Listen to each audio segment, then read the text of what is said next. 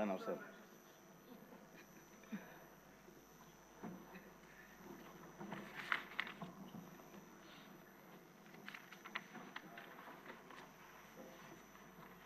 సభ్యులందరికీ నమస్కారం అండి.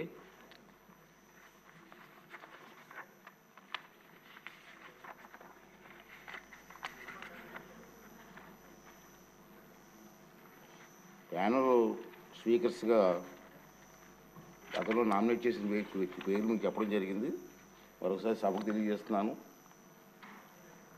మండల బుద్ధప్రసాద్ గారు, వరదరాజుల రెడ్డి గారు, జ్యోతుల్ నెహ్రూ గారు, కోళ్ళ లలిత కుమారి గారు, దాసరి సుధ గారు, విష్ణుకుమార్ రాజు గారు, మీరు ఈ సభను నడిపించడం మీరు కూడా సహకరిస్తూ ఉంటారు. అప్పుడప్పుడు ఆ వివరాలు మీకు తెలియజేయడం జరిగింది. తర్వాత ముఖ్యమైన విషయం ఏంటంటే 24-25 బడ్జెట్కు సంబంధించి గ్రాంట్లు డిమాండ్లపై కోత ప్రతిపాదనలు నవంబర్ 13వ తేదీ సాయంత్రం అంటే ఈరోజు 5 గంటల వరకు సబ్జెక్ట్ సమర్పించుకోవచ్చు. మీరు ఎవరన్నా నోటీస్ ఇవ్వదలుచుకుంటే 5 గంటల వరకు టైం ఉంది. ఇప్పుడు క్వశ్చన్ అవర్.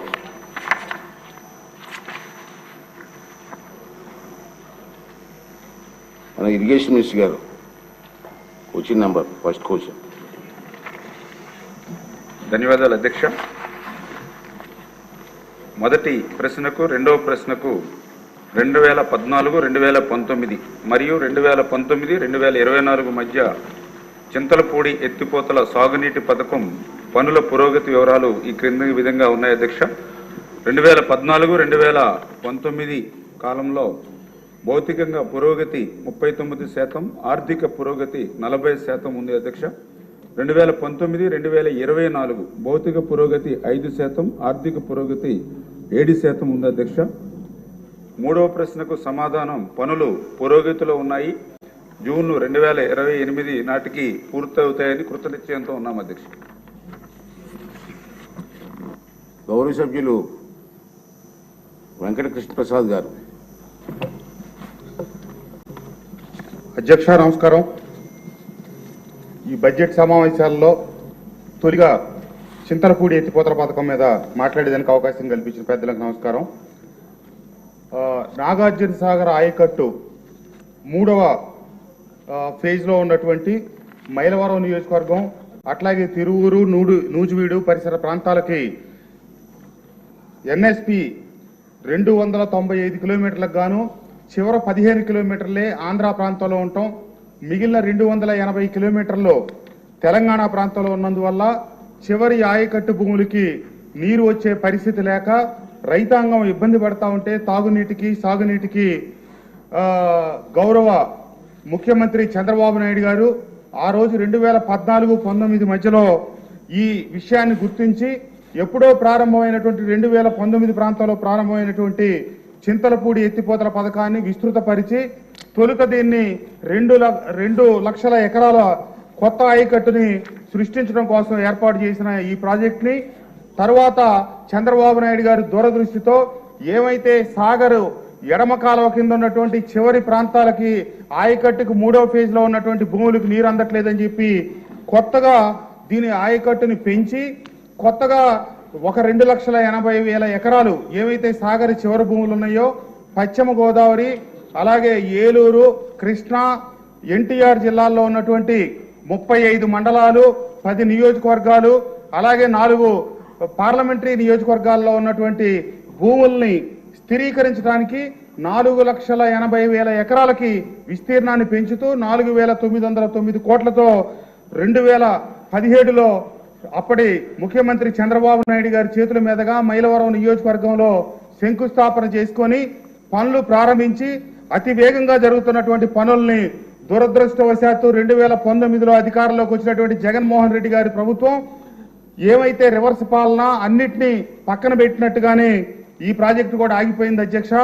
మొదట 1,700 కోట్లతో ఈ పనులు ప్రారంభమైతే చంద్రబాబు నాయుడు గారు ఈ ప్రాజెక్టు 4,80,000 ఎకరాలకి ఆయకట్టుకు తీసుకెళ్లేటట్టు 4,900 కోట్లతో దీన్ని ప్రణాళికలు రూపొందించి 4,200 కోట్ల రూపాయలు ఖర్చు చేసి దీంట్లో 4,013 ఎకరాల భూములు సేకరించవలసి ఉంటే దాదాపుగా 3,325 ఎకరాల భూములు సేకరించి వాటికి రైతులకి చెల్లింపులు చేయటం పూర్తయింది అధ్యక్ష.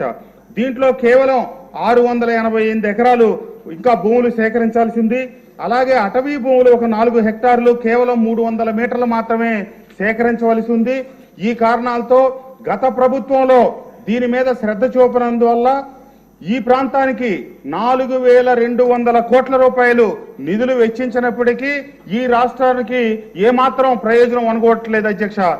ఏవైతే మళ్ళా అక్కడ కొత్త ఒక జలాశయం నిర్మించాలని ఇట్లాంటివన్నీ మళ్ళా దీన్ని ఇప్పుడు కొత్త ప్రతిపాదనలు దాదాపుగా 9,500 కోట్లు 9,600 కోట్లతో కొత్త ప్రతిపాదనలు తయారు చేయడం జరిగింది. ఏమైనప్పటికీ ఈ మధ్యలో పురోగతి లేకుండా ఆగిపోయినటువంటి కాలువల పనులు ఈ ప్రభుత్వం రామానాయుడు గారి ఆధ్వర్యంలో త్వరితగతిన చేపట్టి దీనికి చాలా అడ్డంకులు ఉన్నాయి. కొద్ది ప్రాంతాల్లో కేవలం రాజకీయ పార్టీలు రాజకీయ కారణాలు సాకులుగా చూపించి భూసేకరణకు అడ్డు తగులుతా ఉన్నారు. దీంట్లో ప్రభుత్వం కూడా అటవీ భూములు సేకరించవలసింది ఒక 4 హెక్టార్లు మాత్రమే ఉంది.